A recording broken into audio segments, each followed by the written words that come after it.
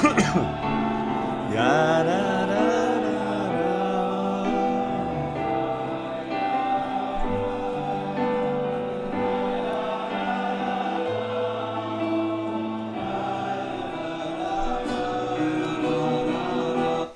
evening. How's everybody doing? Great to be learning with you on a Wednesday, Yom Revi'i. Who's in the house? Or rather, let's light up the darkness.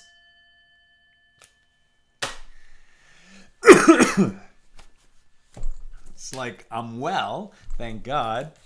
But this lingering cough from when I was sick is so annoying. Melissa in Great Neck, Shandor in the Bronx, Renee in Indiana, Yehuda in South Carolina, Bill in Missouri, Bella in Florida, Guy in Ohio, Lorraine in Texas, Sharon in New Jersey.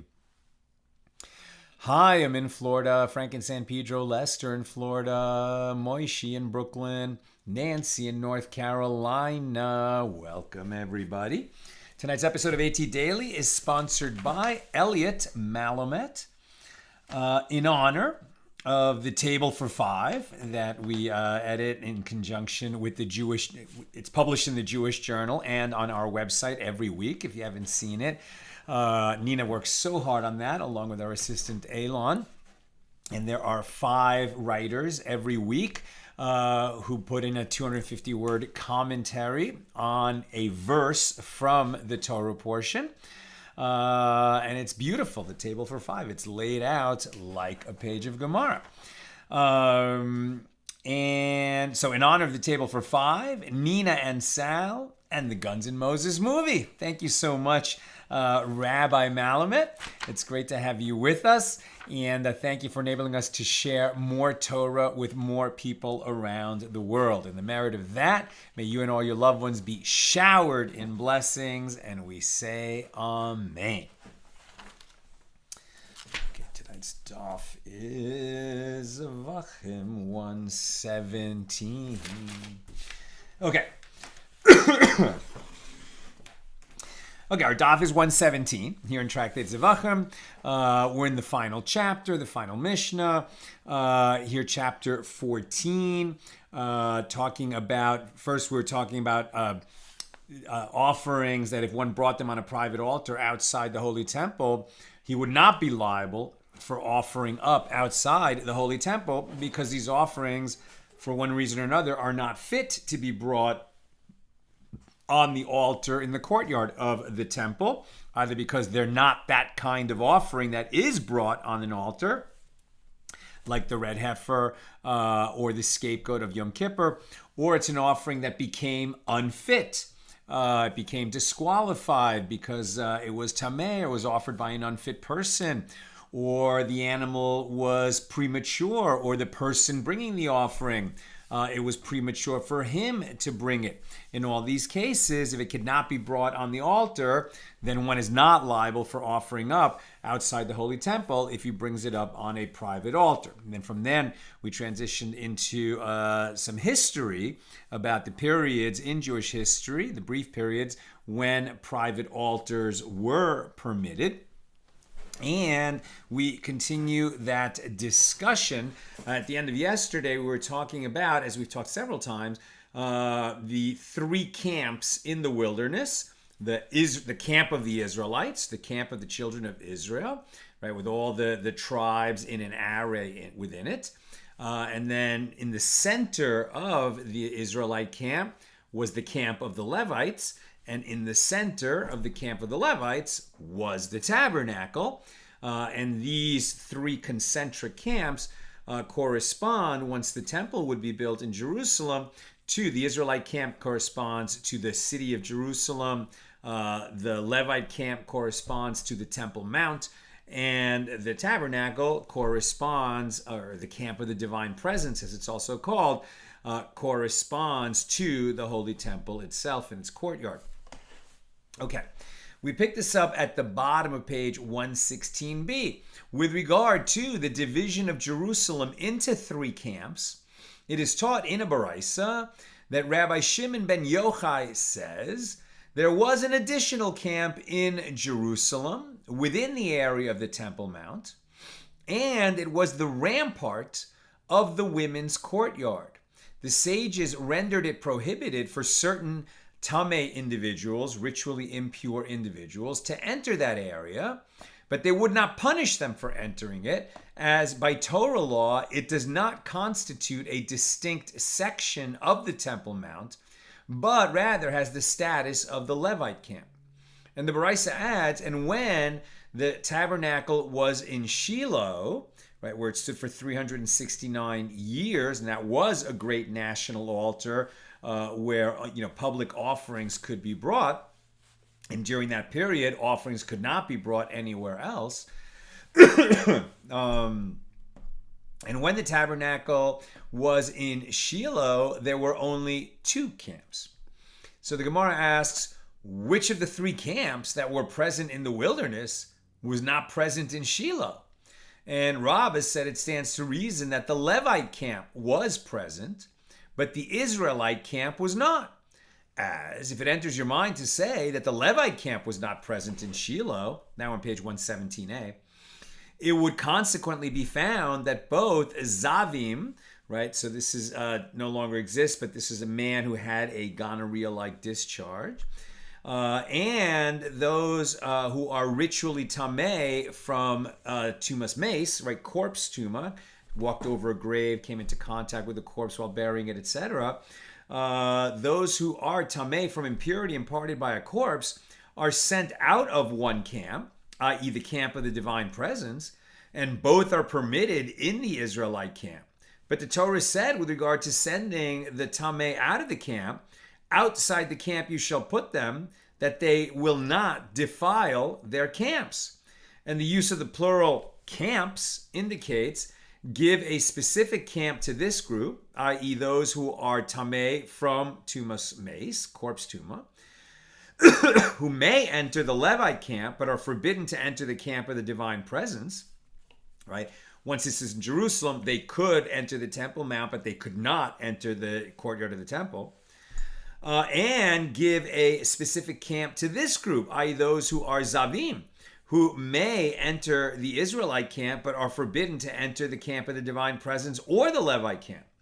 If there was no Levite camp in Shiloh, it would follow that both the Zav and one who is ritually tameh, one who is tameh from a mace, from a corpse, are sent out of only one camp, and there is no distinction between them, and that would not work. Rava said to him, rather, what would you say instead? Would you say that the Israelite camp was not present in Shiloh? If so, it would be found that Zevachim and Mitzorim, right, a Mitzorah, one with Saras, are both sent to one place outside the Levite camp. But the Torah said with regard to the Mitzorah, he shall dwell alone. Outside the camp shall his dwelling be, right? Outside of the Israelite camp, away from the rest of the people during the period of his quarantine. And so the word alone teaches that another tameh person should not dwell with him. Rather, it must be that actually all 3 camps were present in Shiloh. And what is the meaning of that which was taught with regard to Shiloh, that there were only 2 camps? It is with regard to the fact that the Levite camp did not provide refuge to the shogeg, one who unintentionally killed another, right? So for negligent homicide, i.e. manslaughter, negligent manslaughter, that is what the Ir Miklat is for, the city of refuge. If a person kills intentionally, okay, so he's subject to execution. If he kills by pure accident, there's no punishment. But if somebody kills another person because he was negligent, then the Torah provides for him to go to, he's exiled to the city of refuge, and he must stay there for the lifetime of the high priest. Could be a day, could be 50 years. He doesn't know. He's there until the high priest passes away. Now he's only exiled there after a trial. Immediately after the event happens, he can flee to the city of refuge. While he's on the road, the avenger of blood was permitted to kill him. The avenger of blood is basically the closest relative of the victim. You know, this is the ancient world. This is a society with feuds in it. And so why did the Torah provide for this extrajudicial killing? Why? Because that was just the way of the world back then. But once he gets to the city of refuge, then the avenger of blood has no jurisdiction to kill the manslaughterer. Now, the manslaughterer doesn't have a free pass to stay in the city of refuge. He's going to have to go back to the city where the manslaughter happened and face a trial. And then the trial will determine if it was intentional, he can be executed. If it was purely accidental, he's free. But if indeed it was a negligent homicide, a manslaughter, then he goes back to the city of refuge and he's going to have to live there until the current high priest dies. Okay, what does that have to do with what we're talking about here?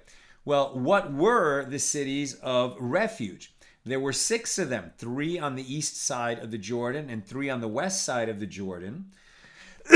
And they were 6 of the 48 Levitical cities, right? The Levites, the Levium is another word for them. I am a Levite, right? So my ancestors did not receive a portion of land in the ancient land of Israel.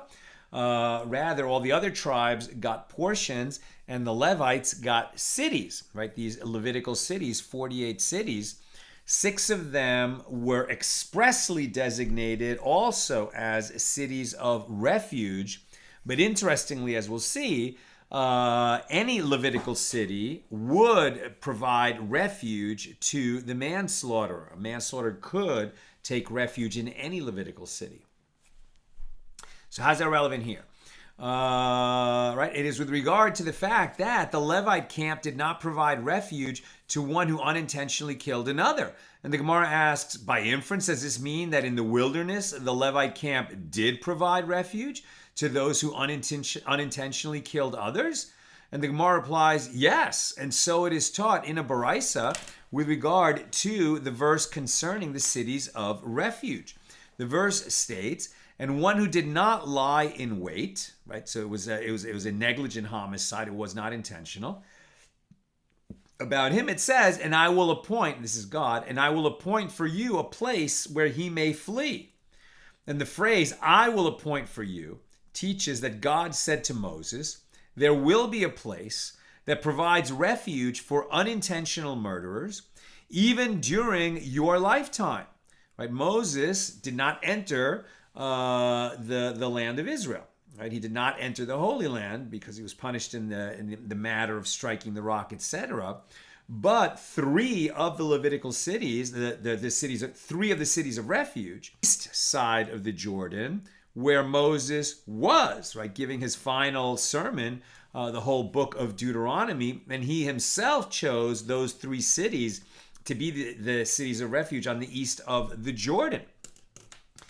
Right, so the phrase, I will appoint for you, teaches that God said to Moses, there will be a place that provides refuge for unintentional murderers even during your lifetime.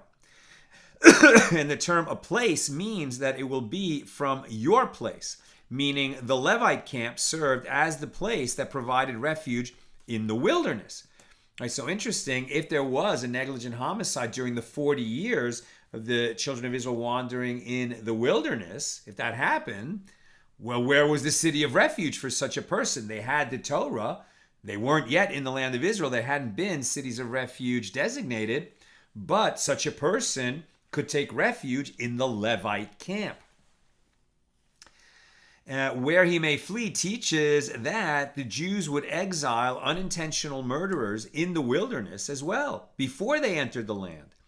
And to where did they exile unintentional murderers when they were in the wilderness? They exiled them to the Levite camp, which provided refuge. And from here, the sages said, a Levite who killed unintentionally is exiled from one Levite city to another Levite city. And if he was exiled to another area within his city, he is admitted to his city, i.e., it provides him with refuge. And the Gemara asks, what is the verse from which the principle is derived that one who was already exiled to a city of refuge and who then killed another person, negligently, is exiled to another area in that same city? So Rav Acha, the son of Rav Ika, says that the verse, "For in his city of refuge he shall dwell," indicates that he can be exiled to a city in which he was already admitted, as the verse is referring to it as his city, and he shall continue to reside there. That would be a really unlucky break for a person who's already, a manslaughterer exiled to a city, to have that kind of occurrence happen again in his life. But it could happen, and if so, he could stay in that city. Although according to it seems like the majority of the opinions, even if he stays he should go to another city. If he another Levitical city, another city of refuge. But if he stays in that same city, he's going to have to change neighborhoods. Okay, the Mishnah teaches that when the Jewish people arrived at Gilgal, okay, so that's where their first stop when they entered the Holy Land, when Joshua led them in. This is where the tabernacle would rest, and where the altar would be during the years of the wars of conquest. And so this is a period, those 14 years, when private altars were permitted, but for public offerings, obligatory offerings, those were at the national altar in Gilgal. So the Mishnah teaches that when the Jewish people arrived at Gilgal, private altars were permitted. And the Gemara elaborates, the sages taught in a Baraisa, any offering that was brought due to a vow or contributed voluntarily was sacrificed on a private altar. And any offering that is neither brought due to a vow nor contributed voluntarily, but rather is an obligatory offering, was not sacrificed on a private altar. Therefore, a meal offering, which is generally brought voluntarily, and the offerings of a nazir, right, one who takes that vow to abstain from wine, not to become impure for the dead, and not to cut his hair, that's a nazir for the period of his naziris.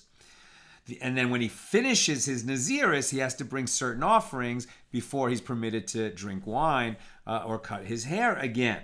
So a meal offering, which is generally brought voluntarily, and the offerings of a nazir, which have the status of vow offerings, not obligatory offerings, because no one is compelled to become a nazir. These were sacrificed on private altars. And this is the statement of Rabbi Meir. But that's a minority opinion. And the rabbis say only burnt offerings and peace offerings were sacrificed upon a private altar, not meal offerings or the offerings of a nazir. So Rabbi Yehuda says any offering that the public or an individual could sacrifice in the tent of meeting in the wilderness could also be sacrificed in the tent of meeting in Gilgal.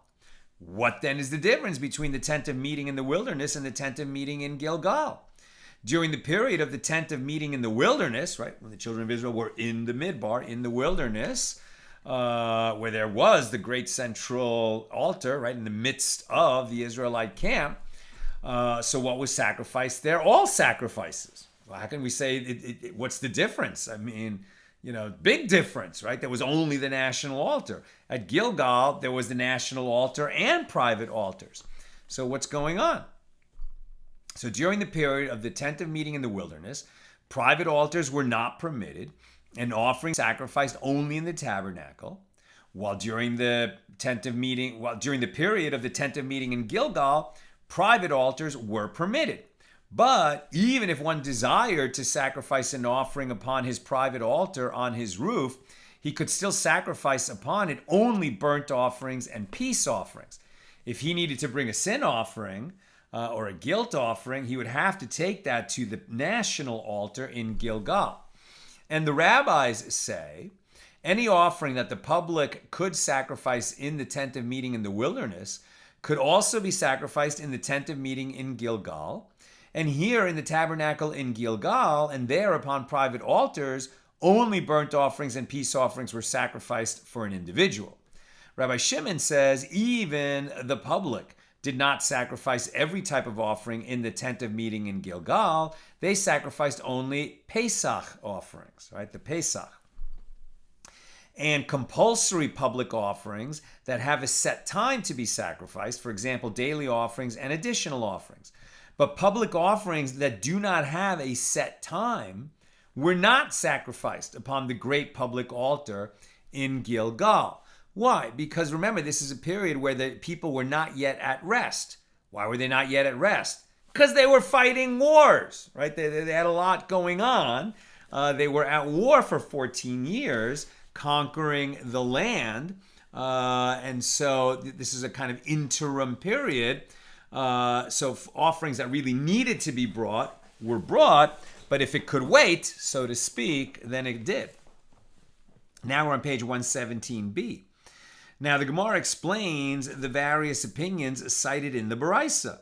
What is the reason for the opinion of Rabbi Meir that only vow offerings and gift offerings, such as the offerings of a nazir and meal offerings, were sacrificed upon a private altar during the period of Gilgal? It is, as the verse states, you shall not do all that we do here this day, every man whatsoever is fitting in his own eyes, for you have not as yet come to the rest and to the inheritance. That's Deuteronomy 12, verses 8 and 9. So Moses said to the Jewish people, when you enter the land of Israel, but you have not yet arrived at Shiloh or Jerusalem, right? When you're not at rest and have an established national public altar, and are therefore permitted during that interim period to sacrifice upon private altars, you may not sacrifice whatever has been sacrificed in the wilderness, i.e. both obligatory offerings and gift offerings. Rather, the phrase, every man whatsoever is fitting in his own eyes, means that fitting offerings, i.e. offerings that are fitting in one's eyes and are brought due to one's own benevolence, that you may sacrifice on your private altars. But you may not sacrifice obligatory offerings. You're not bringing them because you think it's a nice thing to do. Offerings that you are obligated to bring, those may not be brought on private altars. And if it's not available to bring it on the national public altar, you'll have to wait until it is. Meal offerings and offerings of a nazir are included in the category of fitting offerings, meaning voluntary offerings. Meal offerings are sacrificed as vow offerings or gift offerings, while offerings of a nazir are considered a vow offering, because even though it's compulsory to bring the various offerings at the end of a period of naziris, no one forced you to become a nazir, and therefore those can't be considered obligatory offerings, and therefore they are not brought. They're not obligatory offerings, therefore they are not brought on the public altar, and they can be brought. They are not obligatory offerings, and therefore, according to the minority opinion of Rabbi Meir, that it is permissible to bring them on a private altar.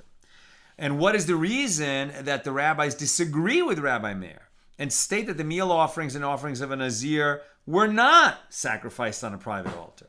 They hold that a meal offering is not ever sacrificed upon a private altar, and they hold that offerings of a nazir are compulsory. Maybe no one forced you to become a nazir, but once you became a nazir, it is obligatory to bring those offerings.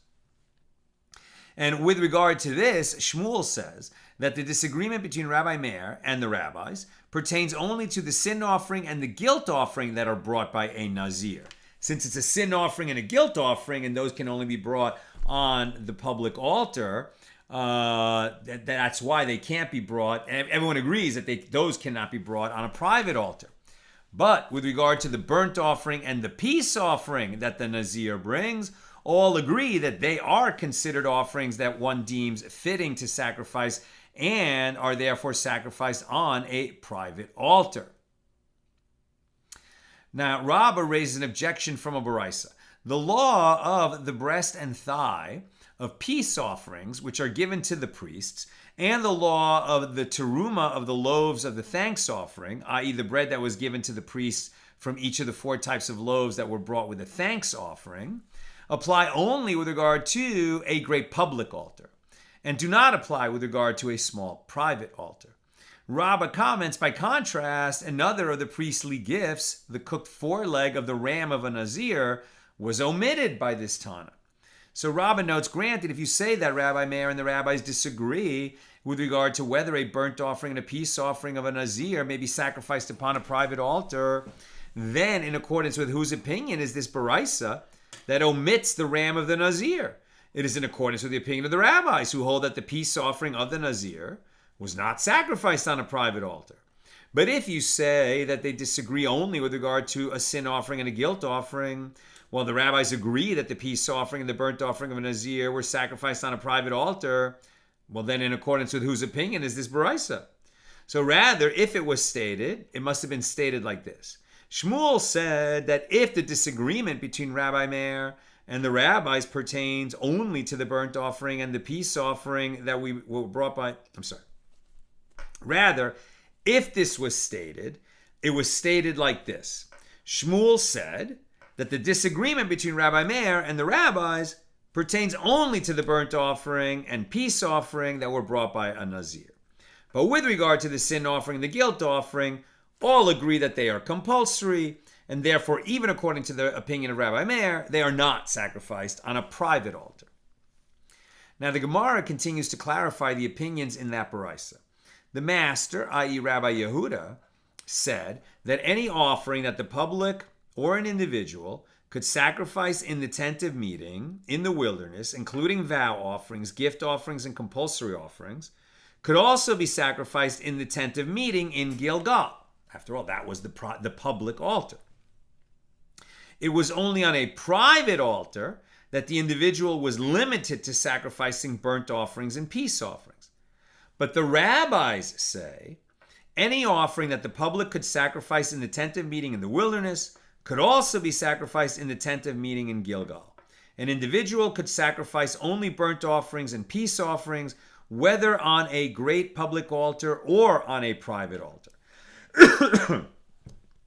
So the Gemara clarifies the two opinions. What is the reason for the opinion of the rabbis that only the public could sacrifice obligatory offerings on a great public altar, but not individual obligatory offerings, like an individual sin offering? So the verse states, with regard that individual sin offerings were not brought at all, is what they're saying. It's not that they could be brought on private altars, they just weren't brought at all during that period.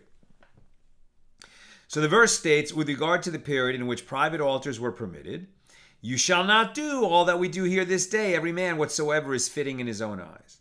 And this indicates that it is a man, i.e. an individual, who may sacrifice only offerings that he deems fitting, i.e. voluntary offerings. But he may not sacrifice compulsory offerings, whereas the public may sacrifice even compulsory offerings at the national altar in Gilgal. Now we're on page 118, getting a head start on tomorrow's daf. And Rabbi Yehuda, who holds that an individual may also sacrifice compulsory offerings on a great public altar, could have said to you that when the phrase whatsoever is fitting is written, indicating that individuals may sacrifice only vow offerings and gift offerings, it is with regard to in his own eyes that it is written. In other words, it is referring to a location that is fitting in his eyes for sacrifice, i.e. a private altar. But on a great public altar, even compulsory offerings may be sacrificed. So the Gemara asks, but even if that derivation is correct, isn't man written in that verse? Isn't that to say that with regard to a man, i.e. an individual, only offerings that one deems fitting to sacrifice may be sacrificed, but compulsory offerings may not be sacrificed?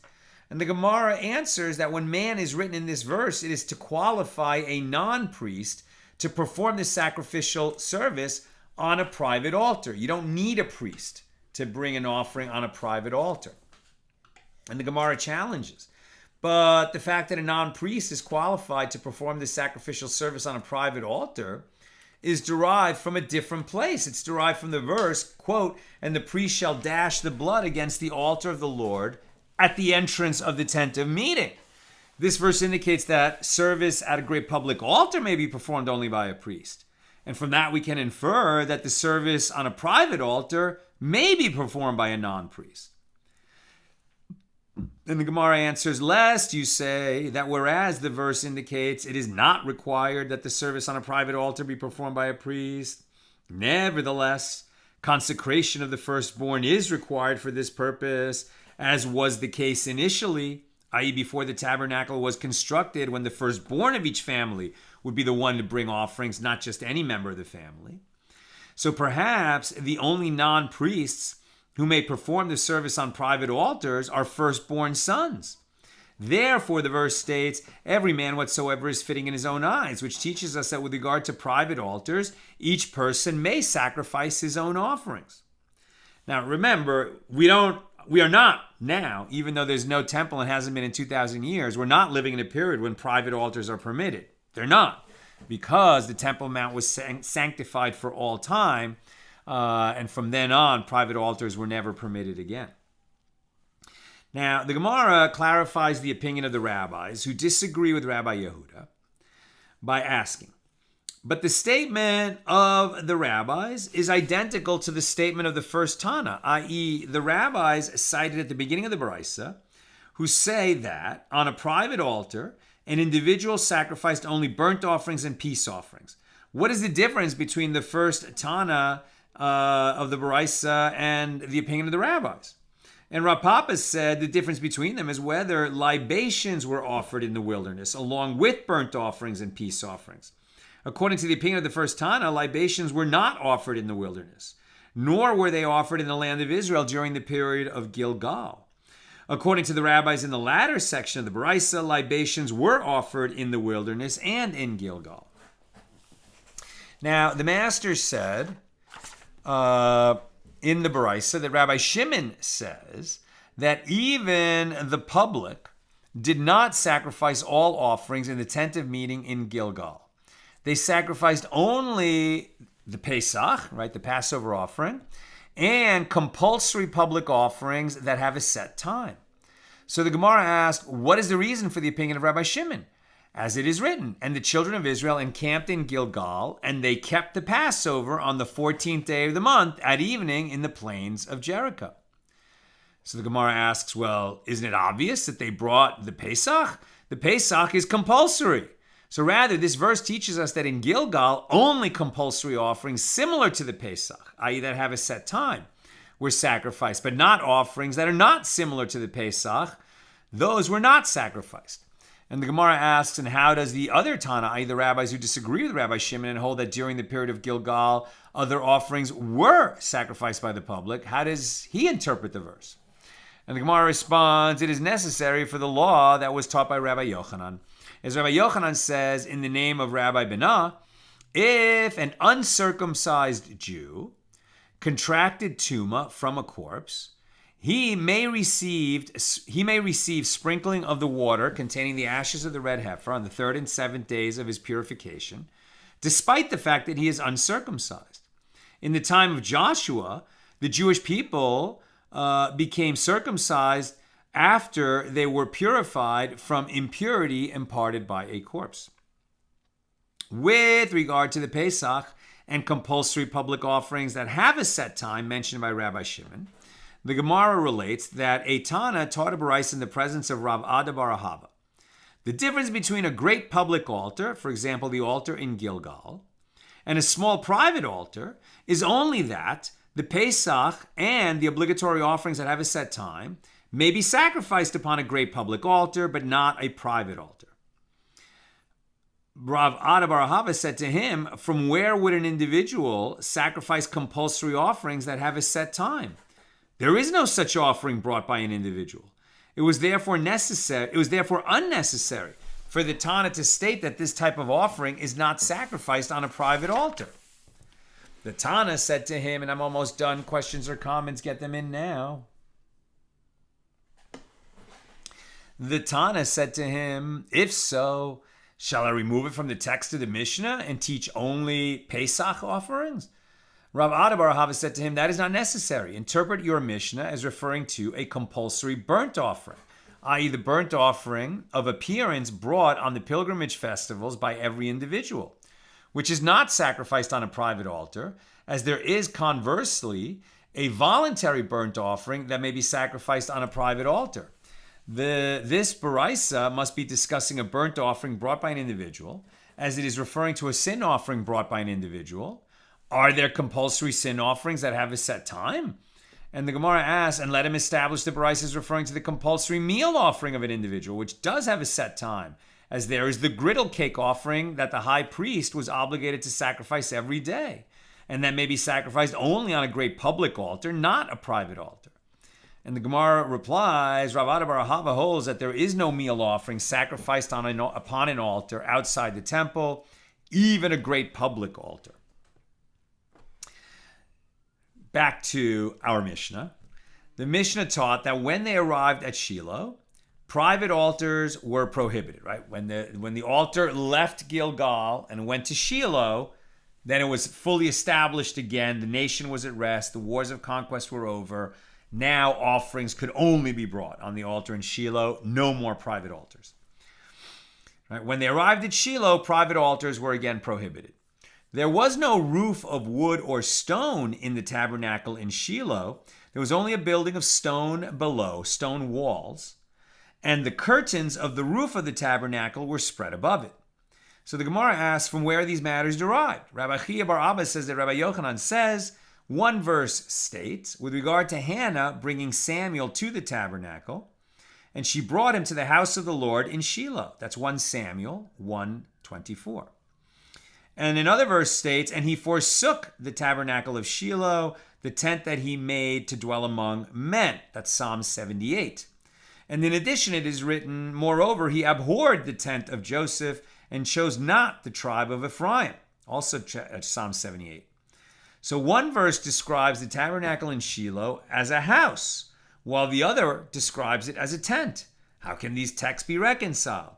As the Mishnah states, there was no roof of wood and stone there. Rather, there was stone below, and it was therefore described as a house, and the curtains of the tabernacle were spread over it, and it was therefore described as a tent. It was a hybrid. And the period that the tabernacle was in Shiloh was characterized in the Torah as rest. In the verse, for you have not yet come to the rest and to the inheritance which the Lord your God has given you. Moses said that to the people when they were in the wilderness. When the tabernacle came to Shiloh, that's when they were at rest. And that's when the only altar was the national altar. Okay, we'll stop there. Reminder that we will have class tomorrow. We will not have class on Friday and Saturday, as I'll be in Tampa, Chabad of Clearwater, for a Shabbaton. I'll be giving a talk Friday night at the Chabad in Clearwater, and then we'll have a screening of Guns N' Moses Saturday night at the Chabad of Clearwater with Rabbi Hodakov. And then I'm scheduled to travel back on Sunday. Yesterday I said we won't have class on Sunday, but if my plane is on time, then I probably will be able to teach on Sunday. So let's just say that we will have class on Sunday. If my plane is late, travel plans get messed up, then as early as possible on Sunday we'll publish a correction on the Facebook page. That's where you always look for scheduling questions about AT Daily is on the Accidental Talmudist Facebook page. Okay, Sharon. I knew a Metzora had to be outside the camp, but did not realize that they could not be with each other. Yeah, I didn't realize that either. I learned that today. There are so many rabbinic stories, and in the events in the Tanakh of the Metzoras, seems to be outside the walls as a group. I always thought that they were tzavs, or that they were Metzoras, I think is what you're saying, right? I guess, but they had to keep a distance from each other. Really what we know is that they had to stay outside the camp, right? But the point is that they're sort of isolated and quarantined and go through a period of reflection about what behavior led them to become a Metzora, because it is a physical expression of a spiritual malady. And it's not just time to hang out with the other Metzoras, right? So they need to be isolated until they heal from it and then go through their purification and come back and rejoin society at that time, having made a teshuvah. Lucy, the Metzora has to live alone, so not with other kinds of Tameh people. Maybe it is leper as a category that needed to be separated, but several lepers could live together. I mean, leprosy, it's interesting how the English translation, the Koran, usually, I always read to you Mitzora. The English, they usually write leper. But it's very, very clear that we're not talking about the disease called leprosy, right? People's fingers are falling off, etc. That is not what tsaras is, for sure. Right now we're talking about a mitzora, people that have tsaras. And, I didn't realize till today, but yeah, they could not live with each other. Maybe they could talk to each other from socially distanced. I don't know how great that distance needed to be. But they weren't hanging out together. They really needed to be isolated. So they needed to, they're outside the Israelite camp and away from each other. Now, if you're talking about actual lepers at other times in history, that's just a totally different condition, right? That's a medical condition, having to do with the skin. And I don't even know what causes leprosy. But let us not, that's why I always say mitzora. I don't want us to confuse, leprosy with tsaras. So what we learned today is that they could not be with each other. People needed to be isolated when they had tsaras for as long as it took to clear it up, and then they could come back.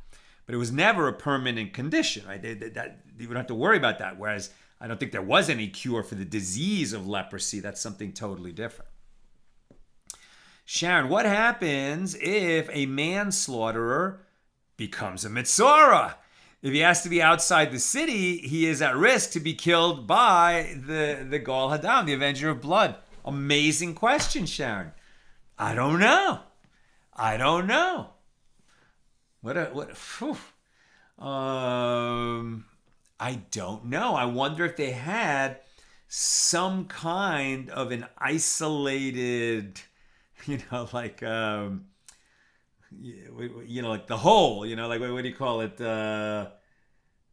What's it called in prison when you go into isolation? I'm forgetting the word for that. But maybe there was a place, because they had to be separated from the other people, but for sure the manslaughterer could not leave the city of refuge. So maybe they had some kind of penalty box for that kind of a situation. Great question. I don't know the answer. Sharon also says, and how did they offer sacrifices if they were sentenced to a city of refuge? Well, you don't have to personally bring your sacrifice to Jerusalem. You can send it by an agent. The kind of offering that you put your hands on it along with the priest, so that would not be possible, presumably. It's a great question. It's a great question. But I think for most kinds of offerings, if obligatory offerings, I think they would have the opportunity to send it, even though they themselves could not go. Or, who knows, maybe there was some kind of a special dispensation, but I'm not aware of that. And finally, Annette, please repeat when you're going to be teaching again and what days you want. So I said yes. So we'll have class tomorrow. We won't have class Friday and Saturday. God willing, my plane will be on time on Sunday when I return from Tampa, and I should be able to teach the class on Sunday. If not, we'll announce it on the Facebook page, and we should be able to resume on Monday in any case. And by the way, so tomorrow's daf is 118, and then Sunday, God willing, we'll do 119, and then we'll make a siyum on Monday. I mean, it might be a little bit fluid. But basically, we're so near the end of the track date, so hopefully we're making a siyum together on Monday. Hopefully on Monday. Otherwise, it could become Tuesday if my travel does not permit me to teach on Sunday.